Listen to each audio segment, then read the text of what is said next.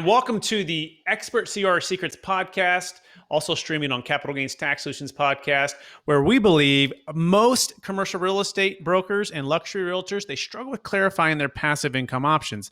Not having a clear plan is the enemy, and using a proven brokerage strategy such as the eXp commercial model and purchasing investment real estate is the best way for you to grow your wealth. Hey, I'm your host, Brett Swarts. In each episode, I'm joined by some of the best commercial real estate brokers, agents, luxury realtors, and passive income wealth advisors in the world, where they share their ideas, deal stories, and inspiration. So together we can make complex brokerage strategies simple and passive income plans achievable. I'm excited to bring back on to the show Matthew Stewart.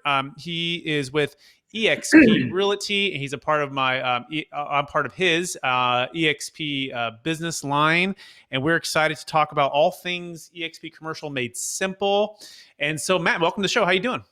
I'm doing fantastic. Absolutely, it's a wonderful morning, and up early. Did my daily method of operation, my DMO, and yeah, I think you did too, right? You were at the gym this morning, making the body feel right. Yeah, getting the body right and the mind right. And for those who don't know Matt's been in the real estate business for over 20 years and has sold over 500 homes, mainly started with Keller Williams. And we are longtime friends, played basketball together. And anyways, you can learn more about Matt on our previous episodes. But today we're talking all things eXp commercial made simple. And in particular, big news, Grant Cardone has officially been what would be the word? They inked a deal with eXp as a sales trainer. How would you explain it, Matt? I actually don't know all the inner workings. I know that he has inked a deal. I do know that kind of a value add for eXp agents, I believe worldwide, is that we have access to Grant Cardone University, which is pretty cool. It's amazing to me, Glenn Sanford, our founder, how he just keeps bringing in different alignments, from Success Magazine to Showcase IDX. We're one of the only, I believe, the only real estate company or major real estate company that has their own IDX that we control and own. And now aligning himself with Grant Cardone, who's, I think it was 2 or 3 years ago, Forbes magazine came out and said Grant Cardone was the nation's, or I don't know if it was the world or what have you, number one kind of influencer leader in the space of personal development, investing, and things of that nature.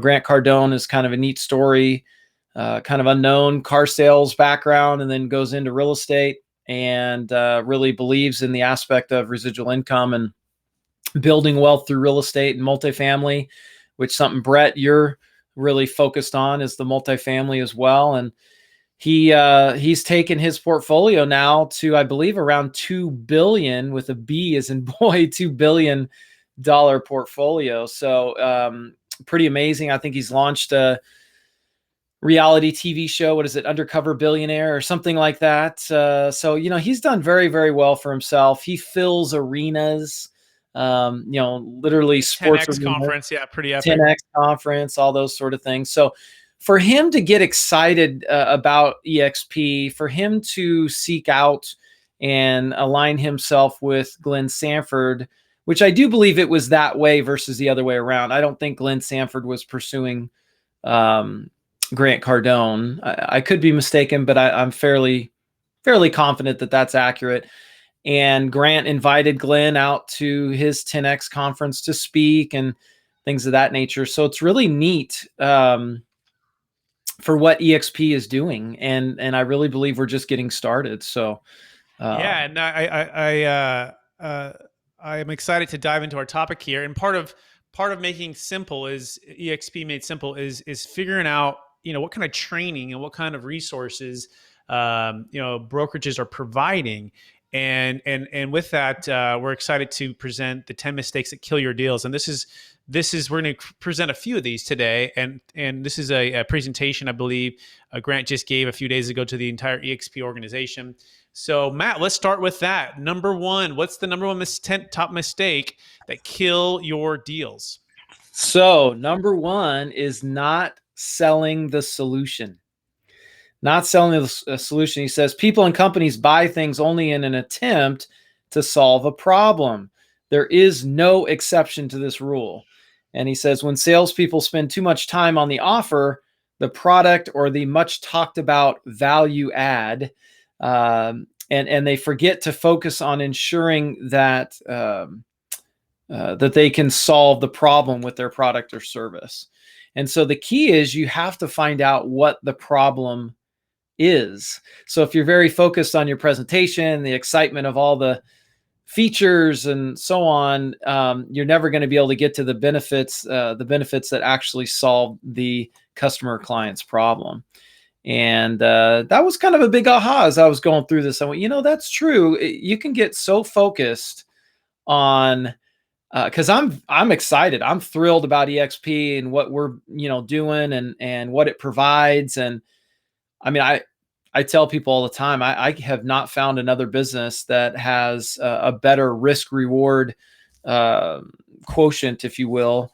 I mean, what is it? $149 to join eXp. That's your capital risk, and you can create 5 figures, 6 figures a month in reoccurring residual income with no liability or I mean, it's just mind-boggling to me. So it's easy to stay focused on that, but the reality is you got to find out what the customer's need or want is. I was talking to an agent yesterday, and she was just saying, well, it sounds good and this and that. And what I realized was I didn't necessarily know exactly what her need or problem was. I was talking a little too much about the excitement of eXp and all the different things that it offers, right? And so I stepped back and I said, hey, why, if you were to do this, why would you do this? What is something? And she goes, well, or another good question is, what do you like the most? And that'll kind of lead you to towards their problem. And it came out that she does not have a retirement. She goes, I really don't have things set up for retirement. I'm getting older. I feel like I'm having less time to accomplish it. And so then we were able to focus on the advantages of the reoccurring residual income of the rev share model with eXp. And so we went over some of the numbers and figures and kind of spelled it out of what it would look like over a 2 to 5 year period.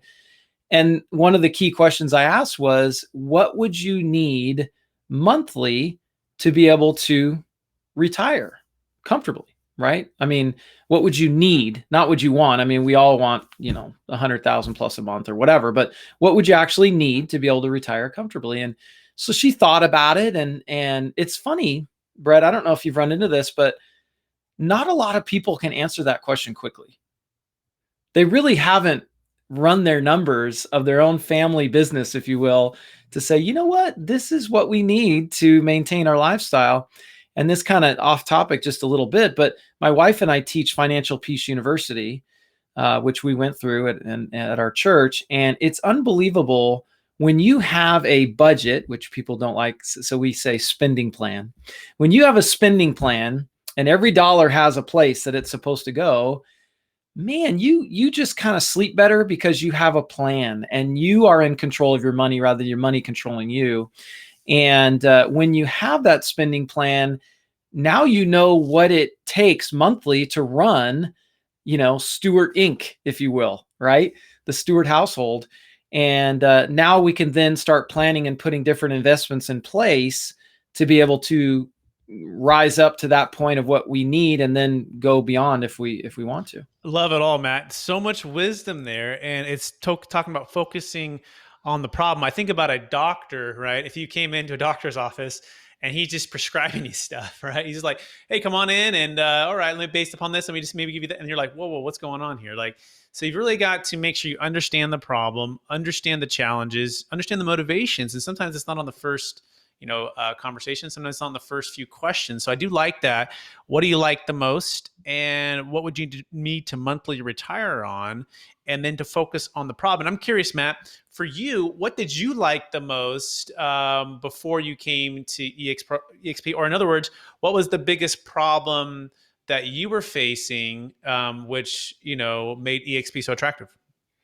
Yeah, great question. So for me, it's always been freedom. I probably because I grew up in a real estate household. My parents have been brokers for 47 years at a very high level. And so I saw my mom just working and being on that transactional treadmill day after day. I mean, real estate's great. You make great income, but it's a profession that allows you to get up and expects you to get up every morning, throw your running shoes on, and get on that treadmill and run. And that's what we do day after day, is run and run and run and run. And so I call it the transactional treadmill. And so I saw that from the outside. Then I go and get my license and get in the industry. And then I jump on the treadmill and I go, okay, gosh, how does one get off the treadmill? What is the exit strategy? So when I saw eXp, and kind of back up before that, I was with KW prior, and they promoted their profit sharing program, which was revolutionary at the time. No other company had that. And I thought, oh, that's great. But my best year of profit sharing was just under $20,000. It was $19,700. That's not retirement money. That's not getting me off the treadmill. It's, maybe a great vacation or two. And so when I saw eXp and I could take that same organization that created that 20,000 a year, and I could move it over to eXp and it would be 10x that was, or more than 10x, that was a move the needle moment for me. And I went, okay, that's money that can come in, whether I'm on a beach in, Tahiti, or I'm doing volunteer work at my church, or whatever it is. I'm doing things that I want to do to give back, and I'm not chasing the dollar anymore because it just comes in. Yep. Because I've put the work in. That's what appealed to me. Yeah, I call it the rich broker, poor broker, right? Right. Yeah. What side of the quadrant are you on? I'm thinking about cash flow quadrant, or Robert Kiyosaki's Rich Dad Poor Dad. Exactly. And are you working as a W-2 1099 type of a realtor, or are you working as a business or investor side, on the right side, and building that business, building that cash flow, building that recurring income, and getting multiple income streams? And by the way, likewise, same thing. I was at Marcus and Millichat for 5 years. Then I went off to another boutique firm, and then I had my own. And each time it was a little bit of, a little bit pros and cons to each model. Part of it was the recurring freedom like yours, but part of it also was the community and the culture and the masterminding and the growth opportunity. Because I found myself as a broker kind of on an island at a certain point, right? Yeah. Where building a business, also have capital gains tax solutions business, or building a team there. And then I just saw this synergy as, hey, I'm already coaching and training realtors, luxury realtors, and commercial real estate agents already. Yeah. Why don't I, and I'm already still selling real estate. Why don't I join in and group and network and connect and do it on a bigger scale, where I'm not just relying on myself to do all that. I'm teaming up. And so that team aspect network was big as well, which leads into question number 2, or point number 2. We're talking about Grant Cardone's 10 mistakes that kill your deals.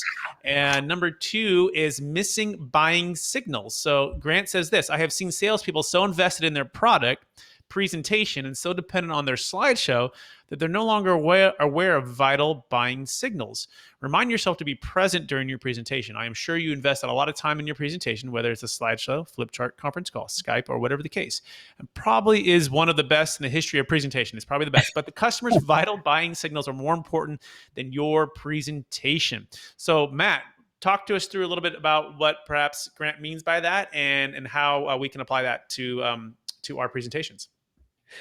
Yeah. And gosh, reading that, it was kind of, I always try to be self-reflective. So I'm going, okay, I need to improve in this. I need to, because I can be so passionate and so excited about something. It's not necessarily that I'm so keyed in on the presentation. I think when you're newer, sharing your concept, and you don't know it inside and out, and maybe your belief level is not, at 110% or what have you, you can be very dependent and methodical in your presentation, and you miss things. But I think for me, I'm at such a high level of belief in what we're doing, and the concept and everything like that, that I probably tend to maybe gush over the prospect because I'm just so excited about it. It's like, why wouldn't everybody do this? And it just blows me away when somebody is not willing or able to move forward. And I can see the hangups, but I guess sometimes I could step back and slow down a bit and really ask more questions and read the signals, the body language. And I think also the aspect of DISC, I don't know if you're familiar with that, DISC, and the different personality styles. One of them needs a lot more information and facts and figures and graphs and charts, and others are just more excited and respond off energy, and others are more responsive regarding time and just get to the bottom line and what's in it for me, kind of all that type stuff. So always getting better in that regard, and you learning the different buying signals of each of those personality styles, I think, are big as well. So much wisdom, Matt. So much wisdom. I'm going to go to number 3 here. Number 3, refuse to ask hard questions is number 3 for Grant Cardone's 10 mistakes that kill your deals. He says, in my experience, that salespeople miss opportunities to build trust because they're unwilling to ask hard questions. This either comes from being naive or lack of proper training. Real closers have real communications with their clients. I was on a sales call with one of my top salespeople, and while he was presenting to the group, I sensed that the decision maker wasn't buying the presentation. I interrupted. You don't believe a word of what he is saying, do you? The client started laughing and said that's exactly what he was thinking. Ask hard questions. How do you feel about our pricing? How do you feel about our terms? Why would you do business with me when you have it done? You have it with our competitor for so long. You've done it with our competitor for so long. Also, when you ask questions, make sure to get them answered. If you don't get the answers to the hard questions, you will find yourself not closing deals and not knowing why. So, Matt, any thoughts there? Oh gosh, there's a lot there. I have a tendency to be more on the bold side, so I think I do ask some of the tough questions. It's interesting when you're presenting with a group where you have different team members and others may not be quite as bold. That's something that I've been. So we have I guess a large. Well, there's a large brokerage that we're talking with, and there's different parties within my success team that have been in communication, and we all have different styles. And it it was brought up to me that I was probably, there's a difference between being aggressive and assertive. And he said, you have a tendency to be too aggressive versus assertive. And I went, wow, that's a great. And rather than being defensive, it's like, okay, I want to learn, that's valuable feedback. And I respect that he would share that with me. That's gold, because a lot of times people don't want to share truth because they're afraid of offending. So I think there is something in there in this number 3 of, not necessarily being aggressive, but being assertive and asking the tough questions, but not being too aggressive where it's off-putting. So I will tell you, I haven't learned. I'm still massaging through that and rubbing the edges off or what have you. For but sure. yeah, I'm the same way, Matt. We have very similar personality types, right? And probably why we go at it on the basketball court, right? Yeah, man, that's why we're so I competitive hate to too, lose, right? yeah. But it's so true, right?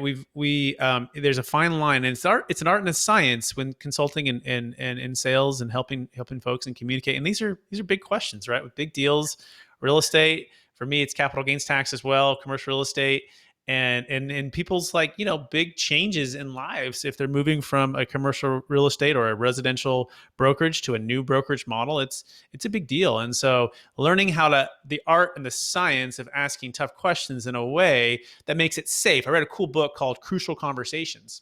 And it talks about this idea of making it safe, and it's for any communications where you can help to, let's put it this way, I guess, make a clear runway for what you're about to land this plane with, right?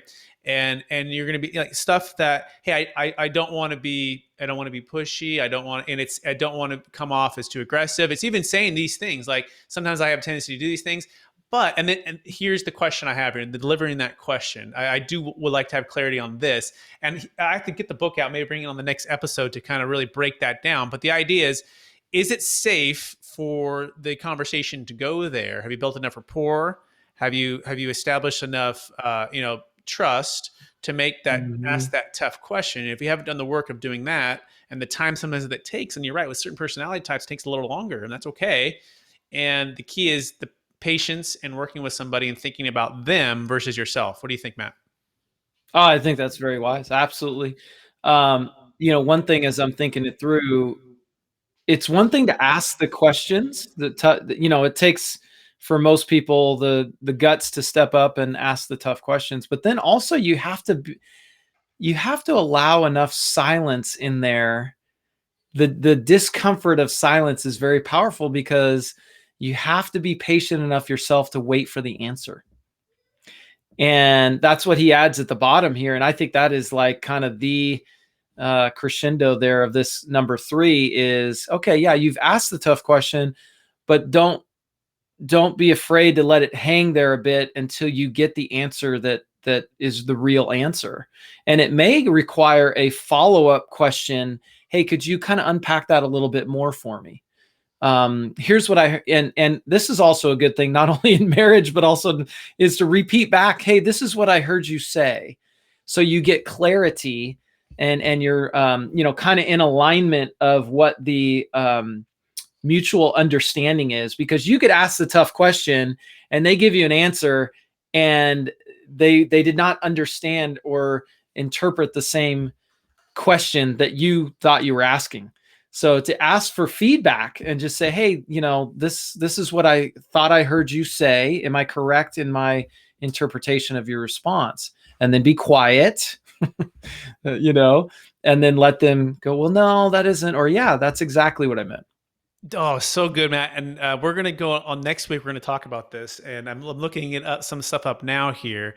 But what you're referring to is mirroring, right? So mirroring the last few sentences or the last few words or even the last kind of idea or thought, and then asking for permission if that's you have a fair summary or fair understanding of it. Because you're right, you could be saying the same things, but you're in a different level of communication, and until you're mirroring back. And also the human brain too, and this is a book by a gentleman, Never Split the Difference, and he talks about our brains until we feel we've been heard, Matt, and the mirroring, it's hard for us to be truly listening. We're always, instead it's closer to a debate rather than a conversation, right?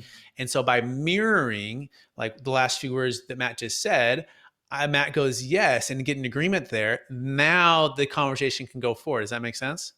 Oh, I think that's great. Absolutely. And wasn't that guy a FBI negotiator or something Yes. like this, if I Chris remember? Voss, yeah, is his name, Chris Voss. Yeah, I actually got to get that book. I've heard so many people talk about it. That's a phenomenal book. Never Split the Difference. Yeah, That being said, we absolutely. are running out of time, and so we want to make an ask here. If you guys are interested, anyone listening to this episode, about learning more about eXp Commercial, eXp Realty, Matt or I would love to speak to you about it. Matt, if people want to reach out to you, what's the best place for them to connect with you? Yeah, just my cell phone, 916-718-2979. Excellent. And you can reach out to me, 916-886-2986. You can also go to expertcresecrets.com. That's expertcresecrets.com. And we have the YouTube channel as well. Lots of resources, lots of folks who have joined and tell their story. And also the podcast on iTunes. We're streaming iTunes and on YouTube as well right now. Thank you so much. And we'll be back next week. We'll be talking about eXp Commercial Made Simple. We're going to be touching on more of Grant's 7 other mistakes that folks are making, and we'll also touch on some crucial conversations. That being said, thanks for listening, everybody. Take care.